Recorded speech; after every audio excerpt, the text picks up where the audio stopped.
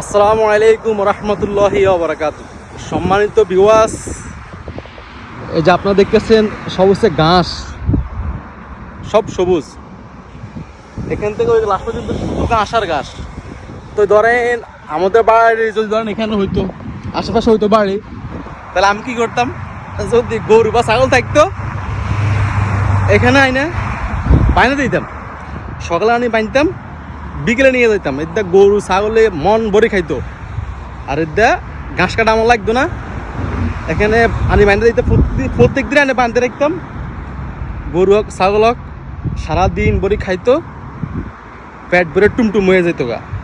লাস্টে বিকেলবেলা আমি আইসা সুন্দরভাবে নিয়ে বাঁধিয়ে দিতাম, খালাস। ঘাস কাটার কোনো চিন্তা নেই। ওই দেখেন হাইসা তাহলে দেখছেন, যদি গরু থাকতো আনি বাঁধিয়ে দিতাম। ভাগ্যওয়ালা বাড়িও এখানে নাই, গরু ছাগলও এখানে নাই। কত সুন্দর সুন্দর ঘাস হয়ে রয়েছে এখানে। হ্যাঁ, যদি থাকতো আমি বাঁধতে দিতাম, খালি খাইতো। কি কন, বিষয়টা ভালো লাগছে না আমার কাছে? আপনাদের কাছে কেরকম লাগছে জানাবেন। দেখছেন কত বড় বড় হাইসে হাতা। ইস রে, যদি আমার হাতার কেউ থাকতো ঘরের, কাটেনি গরুকে আবার দিত। বিষয়টা দেখে আমার কাছে খুব ভালো লাগছে, মানে মনে পড়ছে আর কি। তো যাই হোক, আপনাদের সাথে একটু শেয়ার করলাম, বিষয়টা একটু ভালো লাগছে, একটু মজা করলাম। আসসালামু আলাইকুম, আল্লাহ হাফেজ।